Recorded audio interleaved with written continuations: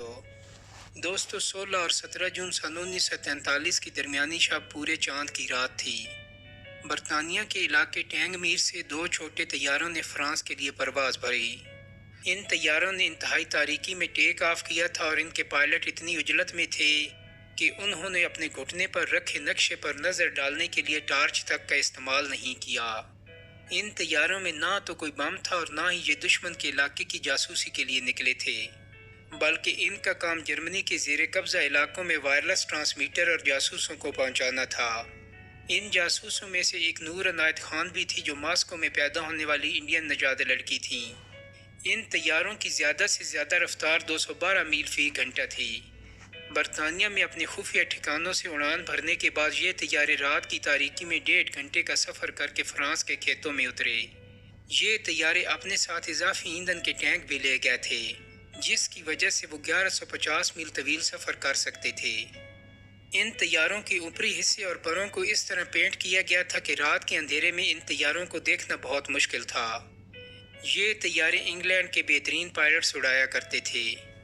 نور عنایت خان کی 8 عمری کوڈ نے میڈلن صوفی سپاہی ان نازی آکوپائڈ پیرس کے مصنف آرتھر جے میگڈا لکھتے ہیں کہ اس رات طیارے کو اڑانے والے پائلٹ فرانک رملز کی نظر جب خوش شکل گندمی رنگت اور فرانسیسی زبان بولنے والی نور پر پڑی تو انہوں نے سوچا کہ ایک ایسی نوجوان خاتون کو فرانس کیوں بھیجا جا رہا ہے جو نظروں میں آئے بغیر نہیں رہ سکتی۔ وہ لکھتے ہیں کہ جاسوسوں کے بارے میں عام خیال یہ تھا کہ وہ جتنے سادہ شکل ہوں گے اتنی ہی آسانی سے لوگوں سے گھل مل جائیں گے۔ بہترین جاسوسوں کی خاصیت یہ تھی کہ وہ لوگوں کی توجہ اپنی طرف مبذول نہیں کرواتے، لیکن نور عنایت خان اس کے بالکل برعکس تھیں۔ ان پر نظر پڑتے ہی کوئی انہیں نظر انداز نہیں کر سکتا تھا۔ ان کے ساتھ تربیت حاصل کرنے والے ایک جاسوس نے کہا تھا کہ نور کو دیکھنے کے بعد انہیں کوئی نہیں بھول سکتا تھا۔ دوستو، نور عنایت کے والد ایک صوفی مبلغ تھے جبکہ ان کی والدہ ایک امریکی خاتون تھی۔ نور عنایت خان 1 جنوری سن 1914 کو سوویت یونین کے دارالحکومت ماسکو میں پیدا ہوئی تھیں۔ ان کے والد ہندوستانی تھے جن کا نام حضرت عنایت خان تھا اور وہ ایک صوفی مبلغ تھے۔ ان کی والدہ امریکی نژاد اورا رے بیکر تھیں جنہوں نے اپنا نام بدل کر امینہ شاردا بیگم رکھ لیا تھا۔ نور کا تعلق میسور کے بادشاہ ٹیپو سلطان کی اولاد سے تھا۔ نور عنایت خان کی ایک اور 8 عمری سپاہی پرنسس دی لائف آف نور عنایت خان کی مصنفہ شرابنی باسو کہتی ہیں کہ نور ایک دبلی پتلی اور خوبصورت لڑکی تھی۔ ان کا قد 5 فٹ 3 انچ تھا۔ انہیں موسیقی کا بہت شوق تھا۔ ان کے ایک بھائی کا نام ولایت خان تھا جنہیں وہ بھائی جان کہہ کر پکارتی تھیں۔ اگرچہ نور کی والدہ امریکی تھیں لیکن نور کی پرورش ہندوستانی ماحول میں ہوئی تھی۔ عنایت خان اپنے بھائیوں سے ہندی میں بات کرتے تھے، اس لیے ان کے دونوں بچے ہندی اور اردو سمجھتے تھے۔ نور کے جاسوسی کے پیشے کی طرف راغب ہونے کی وجہ ان کے بھائی ولایت خان تھے جو رائل ایئر فورس میں نوکری کرتے تھے۔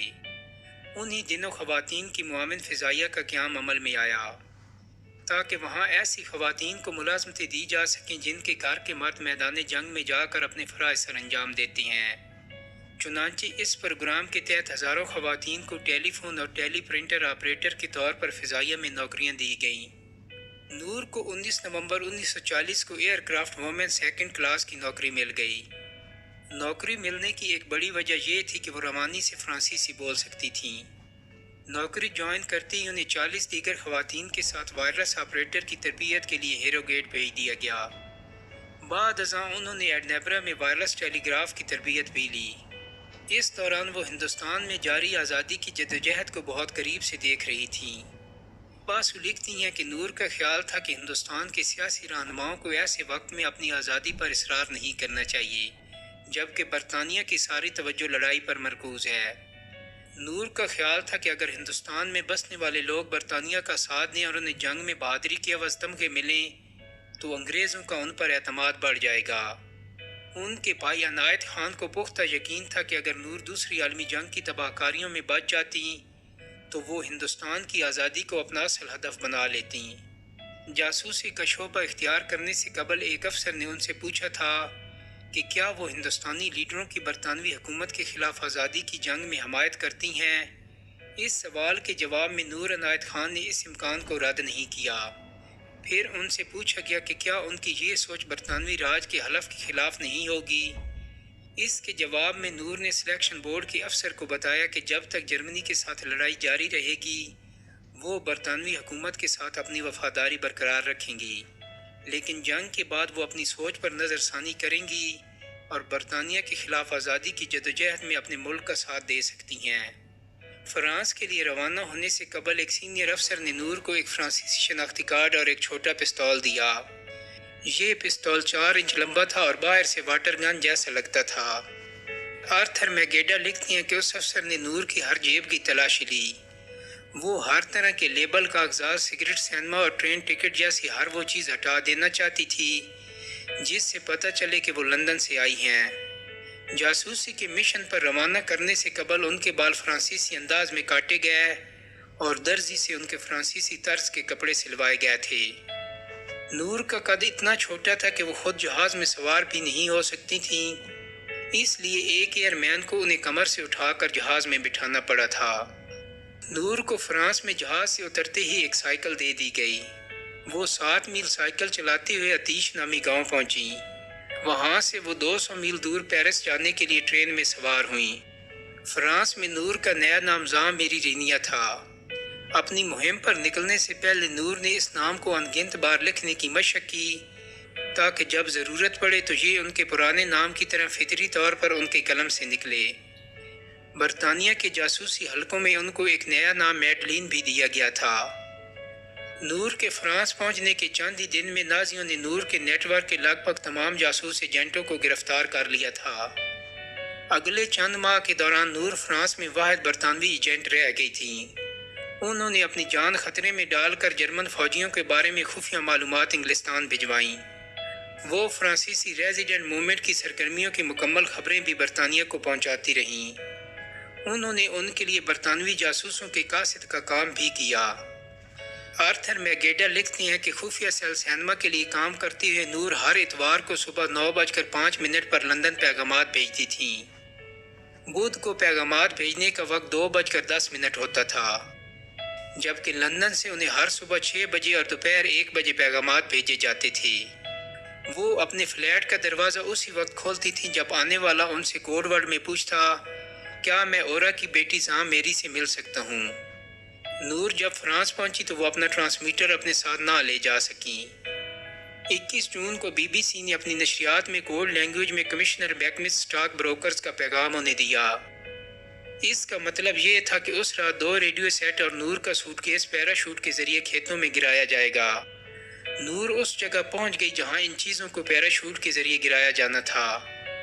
ریڈیو سیٹ باحفاظت نیچے اتر گیا، لیکن نور کا سوٹ کیس درخت میں پھنس گیا اور ان کے کپڑے باہر نکل کر درخت کی شاخوں میں پھنس گئے۔ نور اور ان کے 2 ساتھی کسی طرح درخت پر چڑھ گئے اور وہ کپڑے ٹینیوں سے واپس اتار کر سوٹ کیس میں رکھے۔ دوستو، نور کو اس کے ایک ساتھی کی غداری کی وجہ سے جرمن ایجنٹس نے پکڑ لیا۔ جس شخص نے انہیں پکڑا اس کا نام پیٹر کارتو تھا۔ جب انہوں نے اپنے فلیٹ کا دروازہ کھولا تو کارتو وہاں پہلے سے موجود تھا۔ شرابنی باسو لکھتی ہیں کہ جیسے ہی کارتو نے نور کی کلائی پکڑی انہوں نے اسے اتنی زور سے کاٹ کھایا کہ اس کا خون بہنے لگا۔ کارتو نے انہیں صوفے پر دھکیل کر ہتھکڑی لگانے کی کوشش کی، لیکن وہ نور پر قابو نہ رکھ سکا۔ آخر کار کارتو نے اپنا پستول نکالا اور نور کو دھمکی دی کہ اگر وہ اپنی پوزیشن سے ذرا سا بھی ہلی تو وہ اس پر گولی چلا دے گا۔ ایک ہاتھ میں پستول پکڑے اس نے دوسرے ہاتھ سے فون نمبر ڈائل کیا اور کہا کہ مدد کے لیے مزید لوگوں کو بھیجا جائے۔ بعد میں ارنیسٹ ووگٹ نے اس واقعہ کی تفصیل بیان کرتے ہوئے لکھا کہ جب میں وہاں پہنچا تو پیٹر کمرے کے سب سے دور کونے میں میڈلین کو کور کیے کھڑا تھا اور میڈلین صوفے پر شیرنی کی طرح بیٹھی تھی۔ اس کی آنکھوں سے غصہ چھلک رہا تھا اور وہ بار بار پیٹر کو سیلزباخ کہہ کر پکار رہی تھیں۔ کارتو کی کلائی سے بہت خون بہہ رہا تھا۔ پکڑے جانے کے بعد نور کو گسٹاپو کے دفتر لے جایا گیا۔ انہوں نے شروع سے ہی جرمن انٹیلیجنس افسران پر واضح کر دیا کہ چاہے کچھ بھی ہو جائے وہ ایک لفظ بھی نہیں بولیں گی۔ جب انہیں جیل بھیجا گیا تو انہوں نے عجیب و غریب درخواست کی کہ وہ نہانا چاہتی ہیں۔ چونکہ جرمن ان سے بہت سے راز اگلوانا چاہتے تھے اس لیے فوراً راضی ہو گئے، لیکن گارڈز نے باتھ روم کا دروازہ تھوڑا سا کھلا رکھا تاکہ وہ ان پر نظر رکھ سکیں۔ شرابنی باسو لکھتی ہیں لیکن نور نے وہاں بہت شور مچایا اور کہا کہ وہ مکمل غسل کرنا چاہتی ہیں اور نہیں چاہتی کہ گارڈ انہیں برہ نہ دیکھیں۔ جرمن دروازہ بند کرنے پر راضی ہو گئے، مگر دروازہ بند ہوتے ہی نور باتھ روم کی کھڑکی سے چھلانگ لگا کر اس کے ساتھ والی بالکونی کی کھڑکی کے نیچے آ گئیں۔ وہ کسی بلی کی مانند چل رہی تھیں۔ انہوں نے بھاگنے کی کوشش میں کوئی وقت نہیں لیا، لیکن یہ محض اتفاق تھا کہ جرمن افسر ووگٹ قریب ہی ایک اور بیت الخلاء میں تھا۔ وہاں اس نے کھڑکی سے باہر دیکھا تو یہ دیکھ کر دنگ رہ گیا کہ نور باہر گٹر کے پاس کھڑی تھی۔ وہ اسی کھڑکی کی طرف بڑھ رہی تھی جہاں وہ کھڑا تھا۔ اس نے نور کو وہاں تک آنے دیا اور پھر آہستہ سے اس سے کہا، میڈلین بے وقوفی مت کرو، تم خود کو مار ڈالو گی۔ اپنی ماں کے بارے میں سوچو، اپنا ہاتھ میری طرف بڑھاؤ۔ ووگٹ نے اس کا کندھا پکڑا اور گھسیٹ کر نیچے لے گیا اور پھر نور کو اس کے سیل واپس پہنچا دیا۔ اپنے کمرے میں جا کر نور اس طرح پکڑے جانے پر رو پڑی۔ اس نے اپنے آپ کو کوسنا شروع کر دیا کہ پکڑے جانے کے بجائے اس نے خودکشی کیوں نہیں کی۔ کچھ دیر بعد جب ایک گارڈ اس کے لیے کھانا لے کر آیا تو اس نے کھانا کھانے سے انکار کر دیا۔ اس نے رات کا کھانا بھی نہیں کھایا۔ نور ایک مشکل قیدی تھی۔ وہ جیل میں اکثر ہلکے بھورے رنگ کا جمپر پہنتی تھی۔ اسے ان کپڑوں میں ہی گسٹاپو کے اہلکاروں نے گرفتار کیا تھا۔ چند روز بعد اس نے جیل سے فرار ہونے کی ایک اور کوشش کی۔ وہ جیل کی چھت تک بھی پہنچ چکی تھی، لیکن یہ اس کی بدقسمتی تھی کہ اسی وقت برطانوی طیاروں نے اس علاقے پر فضائی حملہ کیا۔ حملے کا زور ختم ہونے کے بعد اہلکاروں نے جب ان کے کمرے کی تلاشی لی تو نور وہاں نہیں ملی۔ اس کے بعد جرمن فوجیوں نے اس پورے علاقے کو گھیرے میں لے لیا۔ نور کو پکڑ لیا گیا اور جرمن سپاہیوں نے اسے مارا پیٹا اور دوبارہ سیل نمبر 84 میں لے آئے۔ 26 فروری 1943 کو نور کو فرانس سے جرمنی جلا وطن کر دیا گیا۔ برلن کی براہ راست ہدایات کے بعد نور کو خطرناک ترین قیدیوں میں شامل کیا گیا۔ جرمنی کی فورزم جیل میں نور کے ہاتھ پاؤں بیڑیوں سے بندھے ہوئے تھے۔ ایک تیسری زنجیر سے ان کے ہاتھ پاؤں کو جوڑ دیا گیا تھا۔ وہ نہ سیدھی ہو سکتی تھیں اور نہ بیٹھ سکتی تھیں۔ ان لوگوں نے اسے تقریباً بھوکا رکھا تھا۔ اسے کھانے کے لیے صرف آلو کے چھلکے اور گوبھی کا سوپ دیا گیا۔ گسٹاپو نے اسے ایک لمحے کے لیے بھی سکون سے نہیں بیٹھنے دیا۔ وہ اس سے سوال پر سوال پوچھتے رہے کہ اپنے ساتھیوں کے نام بتائے، لیکن نور نے ایک لفظ بھی نہیں کہا۔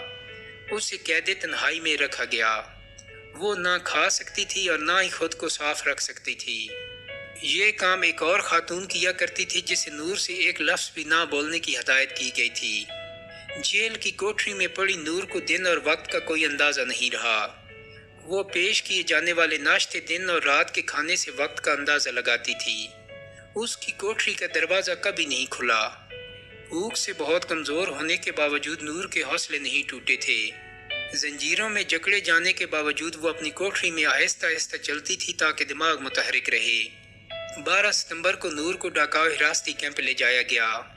اس کے مرکزی دروازے پر لکھا تھا اربانت مارچ فرے، یعنی کیمپ آپ کو آزاد کر دے گا۔ دوستو، یہ ستم ظریف ہی تھی کیونکہ اس کیمپ سے بہت کم لوگ ہی زندہ نکل پاتے تھے۔ یہاں سن 1933 سے سن 1945 تک 30,000 لوگوں کو موت کے گھاٹ اتارا گیا تھا۔ اس رات نور کو بہت تشدد کا نشانہ بنایا گیا۔ شرابنی باسو کہتی ہیں کہ جرمن سپاہی ان کے سیل میں گھس آئے اور انہیں مارا پیٹا۔ پھر انہوں نے نور کے سارے کپڑے اتار دیے۔ رات بھر انہوں نے ان کے جسم کے نازک حصوں کو اپنے موٹے جوتوں سے روندا۔ پھر ایک سپاہی نے انہیں گھٹنوں کے بل بیٹھنے کو کہا اور اپنی پستول پوائنٹ بلینک رینج سے ان کے سر کے پچھلے حصے پر گولی چلا دی۔ نور عنایت خان کے مرنے سے پہلے آخری الفاظ لبرتے تھے، جس کا مطلب آزادی تھا۔